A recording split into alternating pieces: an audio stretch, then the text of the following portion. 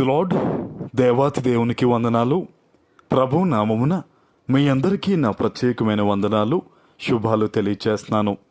మరి నేటి నుండి ఫిబ్రవరి 8వ తారీఖు వరకు 30 దినాలు ఉపవాస ప్రార్థనలు చేస్తూ ఉన్నాను.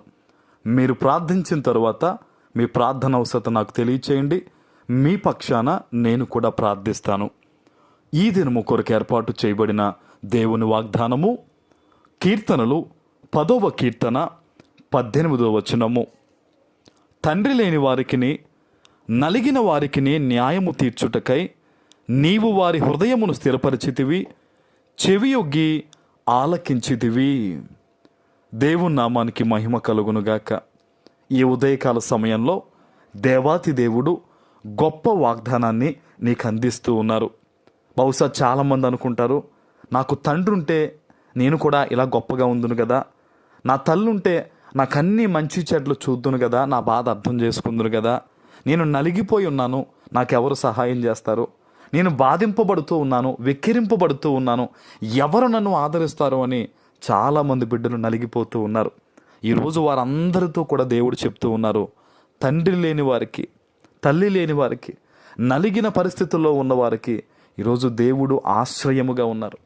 ఈరోజు మీకు తెలుసా, మీరు కానీ దేవుని సన్నిధిలో ఆ కన్నీరు విడుస్తూ ప్రార్థన చేస్తే చాలా గొప్ప దీవెన మీకు వస్తుంది. దేవుడు వారి పక్షాన్ని, మీ పక్షాన్ని ఎప్పుడు నిలబడతారట.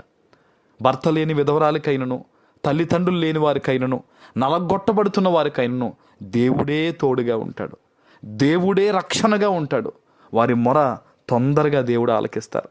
ఈరోజు ఏ పరిస్థితుల్లో ఉండి ఈ వాగ్దానం నువ్వు వింటున్నావో నాకు తెలియదు కానమ్మా, ఒక సేవకునిగా నేనైతే ఖచ్చితంగా చెప్పగలను, దేవుడు నీ పక్షాన ఉన్నాడు. ఆయన నీ కన్నీరు చూస్తున్నాడు. నీ ద్వారా దేవుడు ఘనమైన కార్యాలు చేయబోతూ ఉన్నారు. ఆమేన్. నువ్వు ఎట్టి పరిస్థితుల్లో కూడా బాధపడొద్దు.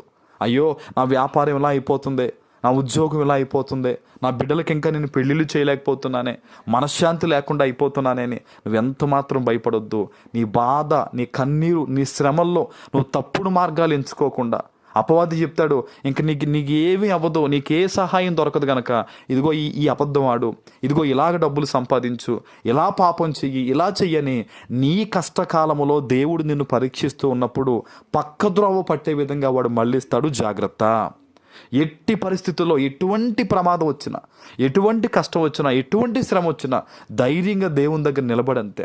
నా దేవుడు నాకు సహాయం చేస్తాడు, నన్ను ఒంటరిగా విడువనని వాగ్దానం ఇచ్చాడు, ముదిమి వచ్చు వరకు నిన్ను ఎత్తుకొనివాడును నేనే అని నా తండ్రి నాతో చెప్పాడని నమ్మకంతో, ఏ పొరపాటు ఏ పాపం చేయకుండా నువ్వు అలాగ దేవుని మీద ఆధారపడి నిలబడిపోతే దేవుడు నీ పక్షాన అద్భుతంగా ఆయన కార్యం చేస్తాడు. నమ్మకంగా ఉన్నవారికి, నిజాయితీగా బ్రతికే వారికి దేవుడు ఏ మేలు చేయకుండా మానడండి. వారి నమ్మకానికి తగ్గట్టు, వారి నీతికి తగ్గట్టు వారి నివాస స్థలాన్ని దేవుడు వృద్ధిపరుస్తాడు. ఆమేన్. ఈరోజు చాలామంది బిడ్డలు బాధపడుతూ దుఃఖిస్తూ ఉంటారు. మేము ఎంతో కష్టపడుతున్నాం, మాకు ఇంకా సహాయం అందట్లేదు, మేము ఎంతో బాధపడుతున్నాం అని అనుకుంటారు. కానీ ఇక్కడ ఒక మాట ఉంది, చెవియొగ్గి ఆలకించితివి అనే మాట ఉంది. ఇక్కడ దేవుడు మీ మొర ఆలకిస్తాడమ్మా, చెవియొగ్గి మీ ప్రార్థన ఆలకిస్తాడు. అపవాదిగాడు చాలా ఈజీగా పాపాన్ని మీ దగ్గరకు తీసుకొస్తాడు మీరు చెయ్యపోయినా. కానీ ఎట్టి పరిస్థితుల్లో పాపం చేయకండి, ఎట్టి పరిస్థితుల్లో అబద్ధం ఆడకండి. మీ ఆశీర్వాదం మీరు పొందుకోవాలంటే మీరు ఖచ్చితంగా నీతిగా బ్రతకాలి, ఖచ్చితంగా దేవుని నామాన్ని మీరు గణపరచాలి, ఖచ్చితంగా నిజాయితీగా బ్రతకాలి. ఈరోజు ప్రభు చెప్తున్న మాట అదే, నువ్వు ఒంటరి దానివి కాదు, ఒంటరివాడు కాదు, నేను నీ మొర ఆలకించాను, నీ ప్రార్థనకు చెవి ఒగ్గుతున్నాను, నేను ఆశీర్వదిస్తానని దేవుడు చెప్తున్నాడు. ఆమేన్. దేవుడు మీ అందరినీ దీవించునుగాక. ఆమేన్. ప్రార్థన చేసుకుందాం. పరిశుద్ధుడు అయిన మా తండ్రి, ప్రేమ కలిగిన ప్రభువా, మీకు వందనాలు. ఈ ఉదయకాల సమయంలో మీరు ఇచ్చిన గొప్ప వాగ్దానము ప్రతి బిడ్డ జీవితంలో నెరవేర్చి స్థిరపరచమని యేసు నామమున ప్రార్థిస్తున్నాను తండ్రి. ఆమేన్.